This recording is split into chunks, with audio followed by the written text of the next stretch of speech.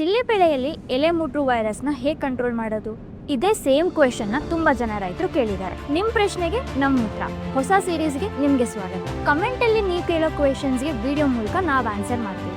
ಸಾಮಾನ್ಯವಾಗಿ ಚಿಲ್ಲಿಯಲ್ಲಿ ಎಲೆ ಮುಟ್ರು ವೈರಸ್ ಅನ್ನು ಒಂದ್ ಗಿಡದಿಂದ ಇನ್ನೊಂದು ಗಿಡಕ್ಕೆ ಸ್ಪ್ರೆಡ್ ಮಾಡೋದು ಬಿಳಿ ನೊಣಗಳು. ಹಾಗಾಗಿ ಫಸ್ಟ್ ನಾವು ಈಗ ಬಿಳಿ ನೊಣಗಳನ್ನ ಕಂಟ್ರೋಲ್ ಮಾಡಬೇಕು. ಫಸ್ಟ್ ನೀವು ನಿಮ್ಮ ಹೊಲದಲ್ಲಿ ಕಳೆಗಳನ್ನ ಕಿತ್ತು ಕ್ಲೀನ್ ಆಗಿ ಇಟ್ಕೋಬೇಕು. ಇದರಿಂದ ವೈರಸ್ ಸ್ಪ್ರೆಡ್ ಆಗೋದನ್ನ ತಡಿಬಹುದು. ಈ ವೈರಸ್ ಅನ್ನು ಎಫೆಕ್ಟಿವ್ ಆಗಿ ಸ್ಟಾಪ್ ಮಾಡಲು ಮೊದಲು ಸೋಂಕಿತ ಸಸ್ಯಗಳನ್ನು ತೆಗೆದುಹಾಕಬೇಕು. ಬಿಳಿ ನೊಣಗಳನ್ನ ತಡೆಯೋದಕ್ಕೆ ಬೆಳೆ ಪ್ರಾರಂಭ ಹಂತದಲ್ಲೇ ಎಕರೆಗೆ 25 ರಿಂದ 30 ತಪಸ್ ಚಿಕ್ಕಿ ಟ್ರಾಪ್ ಅನ್ನು ಇರಿಸಿ. ವೈರಸ್ ಇನ್ಫೆಕ್ಷನ್ ಇನ್ನು ಸ್ಟಾರ್ಟಿಂಗ್ ಸ್ಟೇಜ್ ಅಲ್ಲೇ ಇದ್ರೆ ಎಕೋನಿಮ್ ಪ್ಲಸ್ ಅಥವಾ ಕಾತ್ಯಾಯಿನಿ ಆಕ್ಟಿವೇಟೆಡ್ ನೀಮ್ ಆಯಿಲ್ ಅಥವಾ ನೀಮ್ದಾನ್ ಅಂತಹ ಕೀಟನಾಶಕಗಳನ್ನ ಸಿಂಪಡಿಸಿ. ಇದರಲ್ಲಿ ನೀವು ಯಾವುದೇ ಪ್ರಾಡಕ್ಟ್ ನ ಯೂಸ್ ಮಾಡಿದ್ರು ಸೇಮ್ ಡೋಸೇಜ್, ಪ್ರತಿ ಲೀಟರ್ ನೀರಿಗೆ 4 ರಿಂದ 5 ml ಬಳಸಿದ್ರೆ ಸಾಕು. ವೈರಸ್ ಇನ್ಫೆಕ್ಷನ್ ಜಾಸ್ತಿ ಆಗಿದೆ ಅಂದ್ರೆ ಈಗ ನಾನು ಹೇಳೋ ಪ್ರಾಡಕ್ಟ್ ನ ಯೂಸ್ ಮಾಡಿ. ಲಾಸ್ಟ್ ಪ್ರಾಡಕ್ಟ್ ನ ಮಿಸ್ ಮಾಡಬೇಡಿ. Benevia 2 ml per litre of water ಅಥವಾ Confidor 0.75 ml per litre of water. ಈ ಕೀಟನಾಶಕಗಳು ಬಿಳಿ ನೊಣಗಳನ್ನು ನಿಯಂತ್ರಿಸಲು ಸೂಪರ್ ಆಗಿ ಕೆಲಸ ಮಾಡ್ತವೆ. ಇನ್ನು ವೈರಸ್ ಅನ್ನು ತಡೆಯಲು ಫೇಮಸ್ ಪ್ರಾಡಕ್ಟ್ ಅಂದ್ರೆ ವಿರೋರೇಸ್ 1.5 to 2.5 ml per liter of water